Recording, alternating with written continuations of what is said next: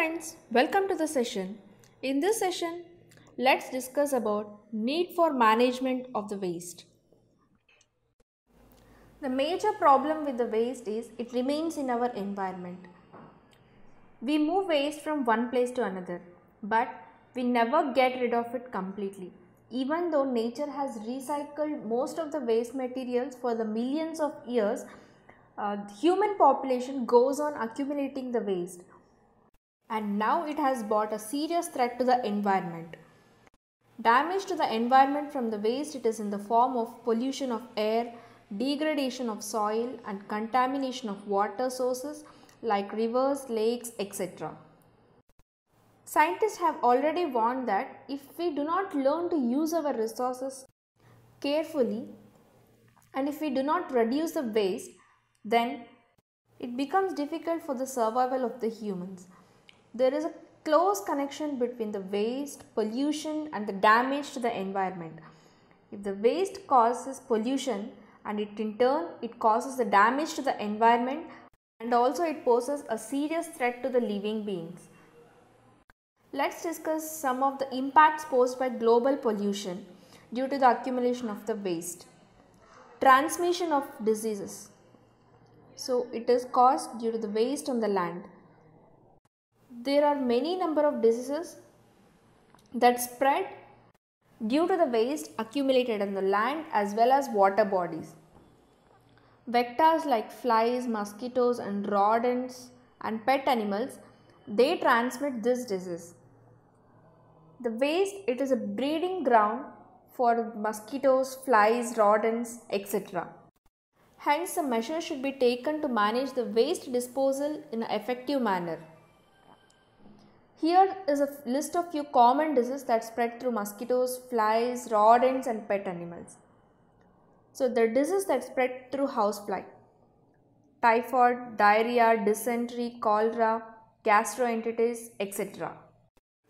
Sandfly, the disease that spread through sandfly or kala azar, sandfly fever, etc. Tsetse fly, it causes sleeping sickness. Mosquitoes causes malaria, filaria, yellow fever, dengue, encephalitis, etc.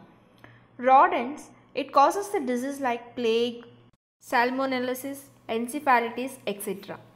Pet animals like dog and cat, it spreads disease like rabies, hydrated disease, etc. And cat, it spreads dermatophytosis, anthrax, etc. Transmission of disease, it is transferred through waste in water. Water without human interference, it is in its pure form. But with the disturbance of the humans like industrialization, urbanization, they pollute the water flow. Like humans connect sewages to the river which contains decomposable organic matter and along with that it contains pathogenic agents. So industrial wastes are flown into the river which has a toxic agents including metal salts and complex synthetic organic chemicals. Agricultural practices, they produce pollutants like fertilizers and pesticides. There are also number of other pollutants like radioactive substances. Human beings are affected by these radioactive substances by drinking the contaminated water and by using the contaminated water for the purpose of personal hygiene. So some of the common waterborne diseases are viral hepatitis and diarrhea, etc. So bacterial diseases like cholera, typhoid and dysentery are spread through water. Protozoan like amoebiasis and diarrhea. Helminthic, it is a roundworm, whipworm or threadworm. Greenhouse effect and global warming. The rate of the absorption of solar radiation by the earth and its emission back to the space as infrared waves, it balances the heat on the earth. And this phenomena, it maintains the surface temperature of the earth. The carbon dioxide and other gases, it form a blanket around the globe and that prevents the passage of infrared waves from earth back into the space. So concentration of this solar radiation, it produces more heat, it makes the earth very warm. So this phenomena, it is similar to that of greenhouse, in which the glass enclosed area gets heated up due to its insulation from the rest of the environment. Hence, warming of the atmosphere is due to greenhouse effect, and hence global warming is also known as greenhouse effect. So greenhouse gases, there are 5 gases that are responsible for the greenhouse effect and global warming, and those are carbon dioxide, methane, nitrogen oxide, chlorofluorocarbons and water vapor. Effect of carbon dioxide on the earth. Human activities like burning of the fossil fuel, it has been increased, and the carbon dioxide content in the atmosphere is also increasing. The increased concentration of carbon dioxide, it brings about a changes in the world climate in the near future in the form of increased temperature or global warming.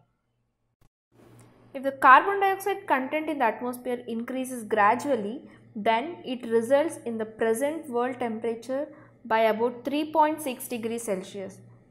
It is estimated that if the earth continues to get heat up, then all the glaciers and ice caps will melt away, and the sea level will rise by few meters, and most of the cities and island countries get submerged, and the coastal eco life, it will also be affected adversely. Let's see how the greenhouse effect works. So this is the sun's radiation. As the sun's radiation falls on the earth, about 70% of the sun's energy that enters the atmosphere, it reaches the earth, and other 30% of the energy, it is reflected back into the space when it falls on the clouds. And then water vapor, burning fossil fuels and deforestation, it increases the carbon dioxide in the atmosphere. Added to this, chlorofluorocarbons and methane, and together all these gases, it warms up the atmosphere. If we do not control this global warming, then we can clearly say that our future is in danger. Let's discuss about the effects of global warming. So by next century, it is said that the global temperature is likely to rise by 2 degree to 5 degrees Celsius. And due to this rise in temperature, there is a chance of melting of ice caps on the earth poles, and this melting, it will result in the rise in the sea level, and large stretches of low-lying areas will submerge, and many island countries get submerged under the water, and some face a deep encroachment. As the increase in temperature will be uniform all over the surface of the world, there will also be a serious climate change on the atmosphere, and hence it will bring a various change in the wind, rain pattern. Higher temperature will cause rise in transpiration, and in turn it will affect the groundwater table. Climatic belts shifts from equator towards the pole, and hence the vegetation will shift away from the equator. Insects and pests will be increased in the warmer climatic condition, and hence pathogenic disease is likely to multiply. Depletion of ozone layer. So let's discuss what is the significance of the ozone layer in the atmosphere. The atmosphere is divided into 4 layers: troposphere, stratosphere, ionosphere and exosphere. In the second layer, that is the stratosphere, which lies at the height of 20 km to 50 km from the earth's surface, there lies the ozone layer. Its density is very low, and due to the presence of ozone layer, ultraviolet rays, infrared rays from the sun, it does not reach the earth directly, and ozone layer, it absorbs the harmful ultraviolet rays from the sun, and it protects the life on the earth from their effects. Causes of ozone depletion and ozone hole.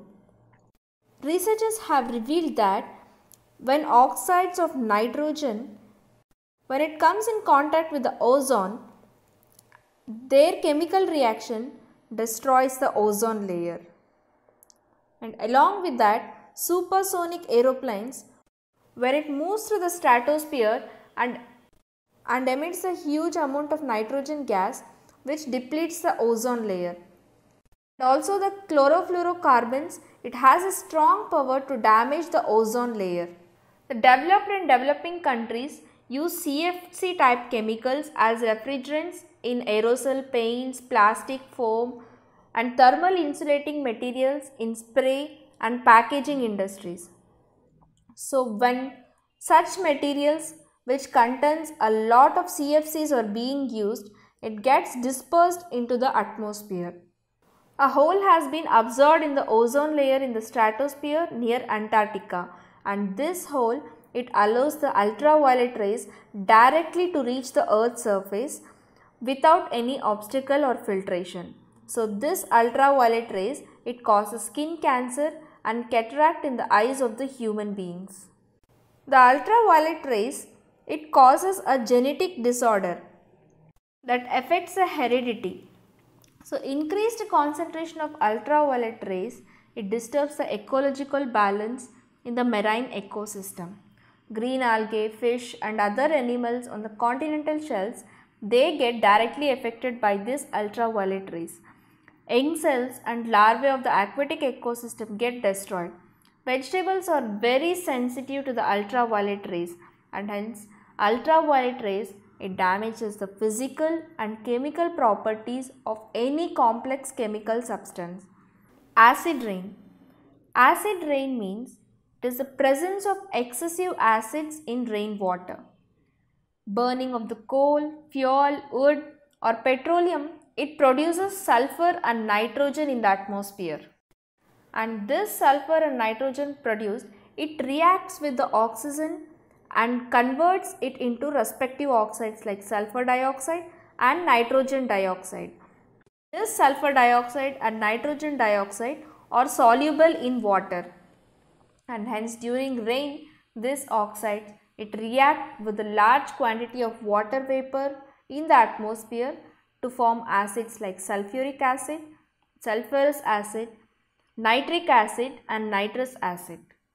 This acid, they precipitate together with rain or snow and they create acid rain.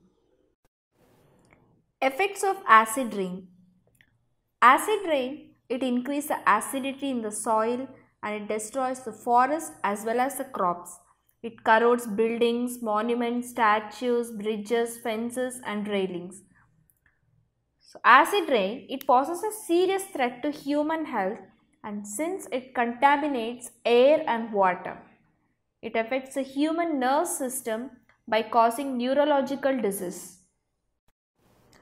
Soil health. Soil, it is the foundation for a healthy biosphere. So precipitation of air as acid rain and the dry deposition of pollutants on the land surface, it contributes to soil pollution. Chemicals and minerals in the soil, it reacts with the chemical pollutants, and pollutants, it combine with plant nutrients, and these plant nutrients are consumed by animals. Polluted soil, it affects the microbial environment which results in reduction of minerals in the soil. Transformation of sulfur, nitrogen and availability of phosphorus, biological nitrogen fixation in the soil, it is affected by the acid rain. Waste management. So this waste management, it is one of the easiest way to manage the waste in 3R system, that is reduction, reuse and recovery. We can reduce the use of resources. We can reuse the material for packaging like example bottles, containers, etc. We can recover materials like glass, paper and metals from old articles. So we can recycle the used items to make the new materials, example cardboard from used paper.